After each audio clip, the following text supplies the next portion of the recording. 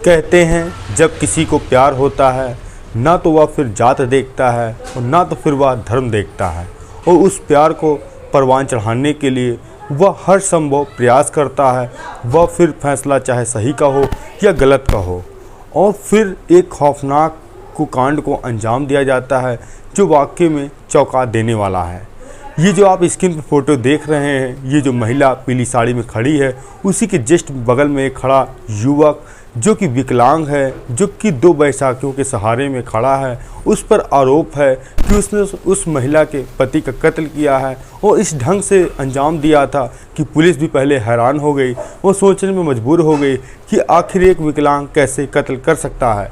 जब पुलिस ने इस पूरे मामले का खुलासा किया तो एक ऐसा सच निकल कर सामने आया जो कि काफ़ी हैरान और परेशान कर देने वाला है।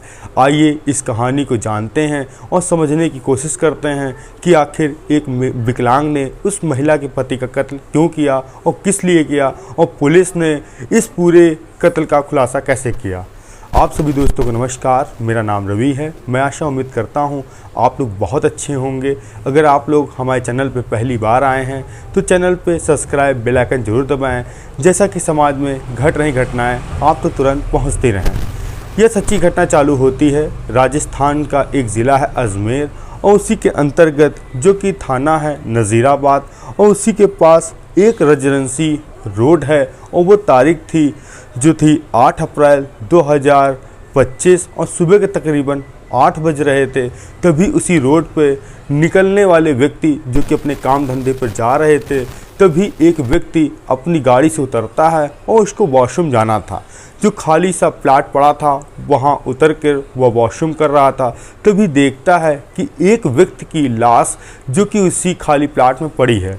अब जैसे वह शख्स के नज़दीक जाता है, पहले तो वह यह सोचता है कि ऐसा तो नहीं वह किसी चीज़ का सेवन नशीला किया है जिसके कारण वह बेहोश है, और फ़ौरन जब उसको हिलाता है तभी वह युवक हिलता नहीं है, जिसके बाद वह युवक घबरा जाता है, फ़ौरन शोर मचाता है, देखो देखो यहाँ पर एक व्यक्ति की लाश पड़ी है। अब जो आसपास के लोग थे वहाँ पर आते हैं और उस युवक को उठाने का प्रयास करते हैं। तभी देखते हैं कि उसके सीने में ताबड़तोड़ किसी ने हमला किया है, जिसके बाद खून निकलने के बाद उस शख्स की मौत हो गई है, और वह शख्स उल्टा पड़ा था। इसीलिए पहले वाला शख्स नहीं जान पाया कि ऐसा तो नहीं यह कोई बेहोश हुआ हो। अब जब यह बात पुलिस को बताई जाती है, पुलिस भी मौका वारदात पर पहुंचती है और उस शख्स का पोस्टमार्टम के लिए भिजवाया जाता है, और पता लगाने की कोशिश की जाती है यह मरने वाला युवक कौन है और कहाँ का रहने वाला है। अब पुलिस वाले आसपास के लोगों से पता करते हैं तो पता चलता है जो कि मरने वाला युवक है, जिसका नाम मस्तान है, उसकी उम्र तकरीबन 42 साल है, जो कि उसका जो घर है नज़ीराबाद के ही पास एक इलाका है, और वह अपनी पत्नी जिसका नाम जनता है उसी के साथ रहता है। अब जैसे ही यह बात उसकी पत्नी को पता चलती है, उसके पति का किसी ने कत्ल कर दिया है, वह फ़ौरन वहां पहुंचती है अस्पताल में, अपने पति को देखकर रोने लगती है। अब पुलिस वाले उसकी पत्नी से पूछताछ करते हैं और कहते हैं तुम्हारे पति का कत्ल किसने किया, क्यों किया, अगर तुम्हें कुछ पता हो तो बताओ। तभी पत्नी कहती है कल शाम को मेरे पति ने कहा मैं बाज़ार जा रहा हूँ किसी काम से, और वह फिर लौट कर नहीं आते हैं, जिसके बाद मैं उनको ढूंढने का प्रयास करती हूँ। अक्सर वह कभी कदार अपनी रिश्तेदारी चले जाते थे, सुबह आते थे। मुझे लगा ऐसा तो नहीं हुआ कोई रिलेटिव को वहाँ गए हों, सुबह आ जाएंगे, और आज मुझे पता चला कि किसी ने कत्ल कर दिया। अब पुलिस को जनता यानी मस्तान की पत्नी बताती है कुछ महीना पहले ही गांव के रहने वाले 2 लड़कों से उनके पति का विवाद हुआ था, और उन्होंने उसके पति को जान से मारने की धमकी दी थी। अब पुलिस वालों ने पूछा वो युवक कौन है, तो उस जनता ने बताया ये 2 नाम हैं, इन्होंने ही मेरे पति को धमकी दी थी। अब पुलिस की टीम उन दोनों लड़कों को उठाती है, उनसे कड़ाई से पूछताछ करती है कि तुमने मस्तान यानी जनता के पति का कत्ल क्यों किया और किस लिए किया। वो दोनों लड़के यही कहते हैं कि सर मेरा मस्तान की मौत से कोई वास्ता नहीं है, और हम लोग यहाँ पर थे ही नहीं, हम लोग किसी काम से बाहर गए थे। अगर आपको यकीन ना हो तो वहाँ पर पता कर लें। अब पुलिस बहुत हैरान और परेशान थी।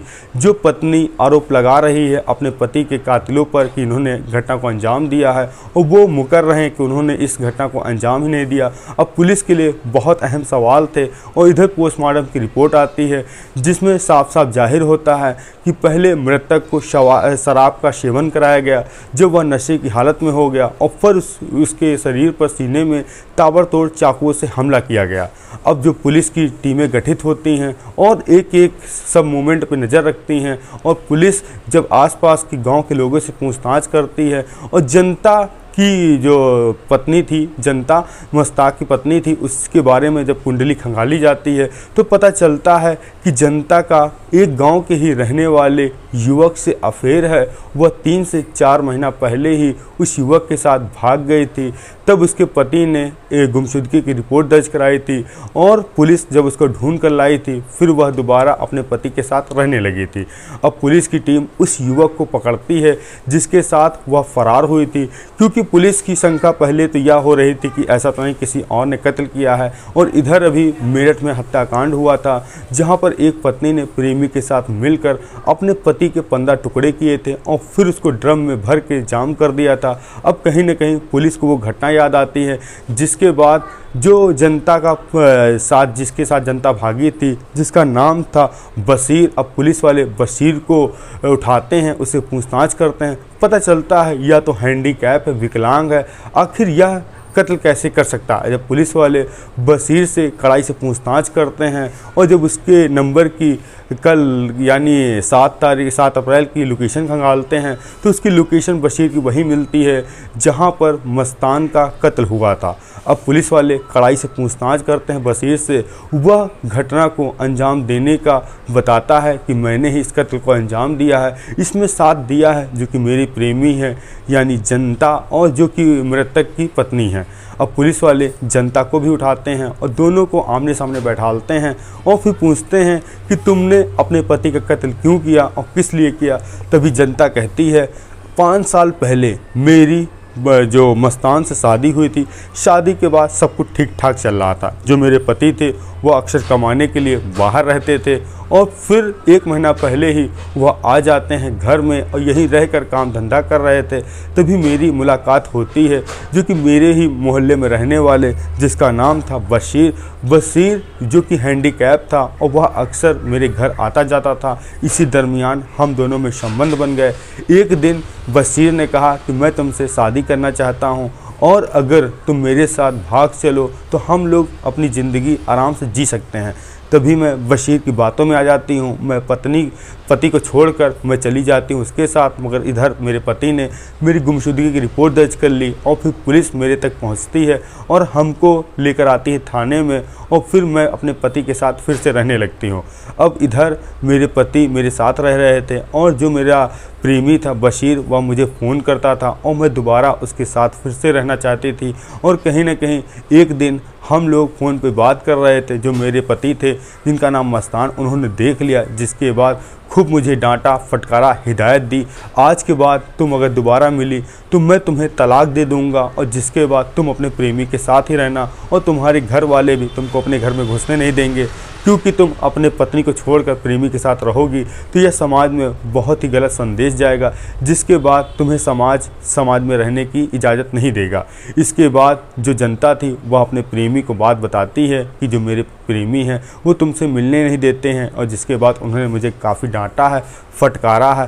तभी जो जनता थी वह अपने प्रेमी बशीर से कहती है तुम्हें कुछ भी करके मेरे पति को रास्ते से हटाना पड़ेगा। तभी दिन और तारीख चुनी जाती है 7 अप्रैल 2025 को। तभी बशीर अपनी प्रेमिका जनता को फ़ोन करता है और कहता है तुम अपने पति से बात कराओ। अब पति जो मस्तान था वह कहता है हेलो। तो बशीर कहता है कि जो मैंने तुमसे कुछ पैसे उधार लिए थे और आज मैं उस पैसे को देना चाहता हूं, और जो हम लोग के बीच चल रहा है आज उसको पूरा सॉल्ट आउट कर लेंगे, और इसके बाद तुम अपनी ज़िंदगी अपने पत्नी के साथ जीना और मैं अपनी ज़िंदगी जीऊँगा, और आज आखिरी बात है और मिलने के लिए मुझसे चले आओ। यहाँ पर जो रेजेंसी रोड है वहीं पर मैं तुम्हें मिलूँगा।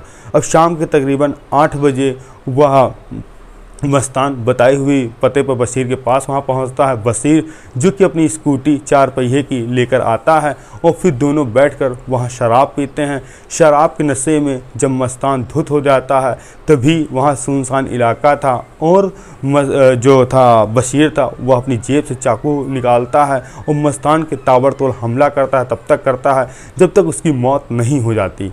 होने के बाद उसको लगता है कि अब मस्तान मर गया है। उसके बाद वह अपनी गाड़ी निकालता है, चाकू वहीं फेंक कर वह वहीं से फरार हो जाता है और उसकी प्रेमिका जो थी जनता उससे कहता है कि मैंने अपने प्लान को अंजाम दे दिया है और कुछ दिन के बाद हम लोग भागकर शादी कर लेंगे।